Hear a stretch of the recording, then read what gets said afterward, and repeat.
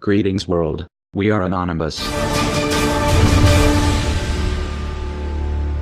Most of the world, the political left in particular, was blindsided by the results of the 2016 election. To say that some are having a hard time coming to terms with the words President Trump, and what the next 4 to 8 years will bring, would be an understatement.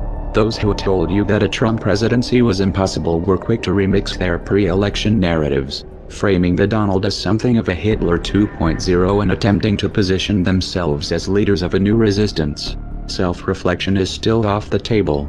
On the other end of the spectrum you have those who took Trump's promises at face value, and who actually believe he will make America great again, proclaiming the dawn of a new age of conservatism, as the stock market rose to record highs, before he actually took office. Both sides are utterly unprepared for what's coming. Let's just cut to the chase. Is Trump going to usher in a new era of prosperity and innovation, or is he going to be the one standing in the center ring when the circus tent comes down? Remember, some voted for Trump as a political Molotov cocktail. Trump is a businessman. You say, he's going to make things happen. Cut taxes, cut regulation, invest $1 trillion in infrastructure including a ginormous wall, punish companies that move factories overseas, rebuild the military, restore relations with Russia, start a trade war with China, and a new arms race would create jobs. There's a lot to unpack there, and those are debates worth having. However, much of this hinges on a variable that Trump doesn't control: the Federal Reserve. The Federal Reserve has held interest rates near zero for close to a decade. They also engaged in quantitative easing from 2009 to 2014. Accumulating $4.5 trillion worth of mortgage-backed securities and treasury notes. They are still holding those assets, by the way. This inflated stock and bond market bubbles of historic proportions. When a friendly face is in the White House, crashes are typically attributed to a war, a terrorist attack, or some other external variable. For example, 9/11, which masked the unraveling of the tech bubble in 2001. The Trump administration, however, is an excuse in and of itself. Word is the Fed is leaning towards increasing interest rates aggressively in 2017, and may engage in anti-inflationary measures to offset Trump's infrastructure stimulus plans. That means that the flow of money and credit is about to be tightened. It also means the Fed is setting itself up for a showdown. If Trump plays by the rules, he will have to wait until 2018 to replace Janet Yellen. A lot can happen within that time frame. Trump's personality is a wild card. He's impulsive, he fights dirty, and he fights to win. He also happens to have a history with organized crime. If Trump goes to war with the Federal Reserve, this could get out of hand in ways that most can't even imagine, especially when geopolitics are factored in. As a result, the US dollar's position as the world reserve currency is going to be in play. Add to that backdrop a little social unrest on the domestic front. If recent history serves as any indicator, we can count on seeing some kind of racially charged flashpoint involving the police during the Trump administration, probably before 2017 is over. It's also fairly safe to say, given recent history, that some of these protests will turn violent and destructive. The trend has been towards escalation. Having Trump in charge will take this to a new level. Trump ran on a platform of law and order, and support for the police, which piggybacked on the perception that Obama was undermining law enforcement during his term. In spite of the fact that Obama greatly accelerated the militarization of the police, just the belief that Trump has their back is going to influence the police response. They're going to be more confident, more aggressive, and if Trump offers even so much as a word of encouragement, they will go into full crackdown mode, which would of course throw gasoline on a fire. These tensions have the potential of spinning out of control, especially in the context of an economic downturn.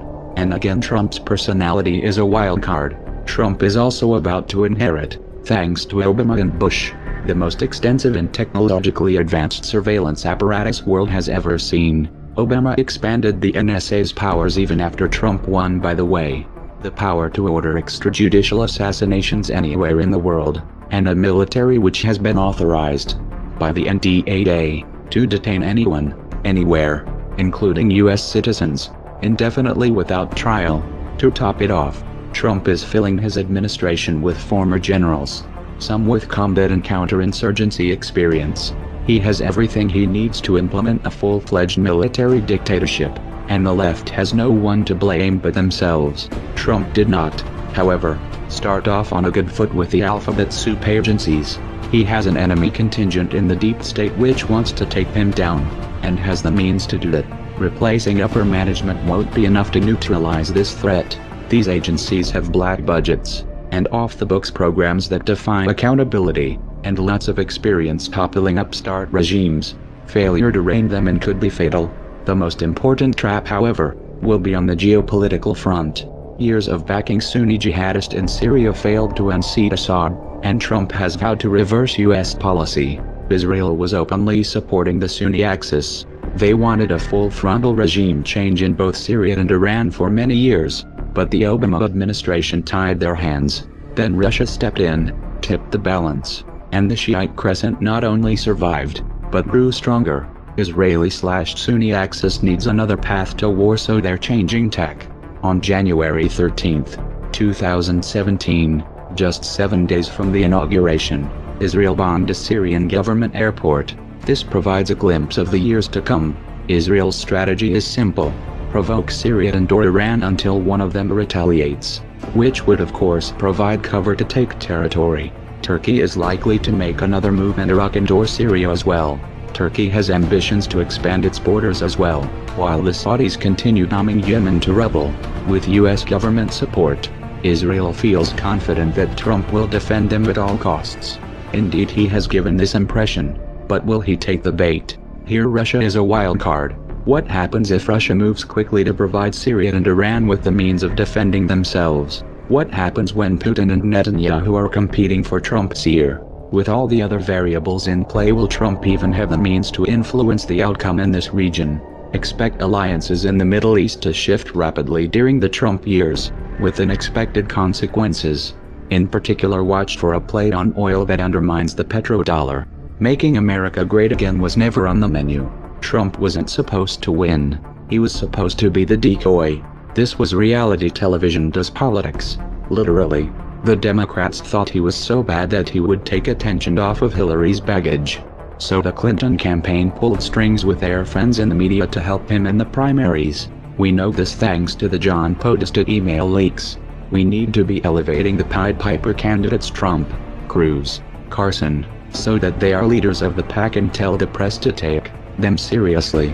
The DNC, and their corporate media lackeys, then worked to marginalize the Bernie Sanders campaign, and used a secret agreement backed by leverage, to prevent him from attacking Clinton.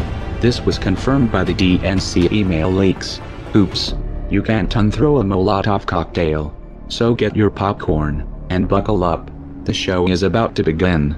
I will build the wall, and Mexico is going to pay for it, and they'll be happy to pay for it. I want to build a safe zone someplace in Syria. We have to get the Gulf states. They have nothing but money. We got to get them to fund it. We got to get them to put up the money. I will take care of women. I promise I will never be in a bicycle race. If I'm president, you're going to see Merry Christmas in department stores, believe me. I would knock the hell out of the oil areas. Would I approve waterboarding? You bet your ass off. I will find the General Patton, or I will find General MacArthur. I will find the right guy. My generals, by the way, they're not going on television, okay? Renegotiate our foreign trade deals. I want surveillance of certain mosques, okay? I will absolutely take database on the people coming in from Syria. And if I win, I've made it known, if I win, they're going back. We have to rebuild our infrastructure, our bridges, our roadways, our airports. Reduce our $18 trillion in debt. We are going to save Social Security, repeal Obamacare, and replace it with something really, really great that works. End Common Core. I will take jobs back from China. I'll take jobs back from Japan. I'll take jobs back from Mexico. Sadly, the American dream is dead.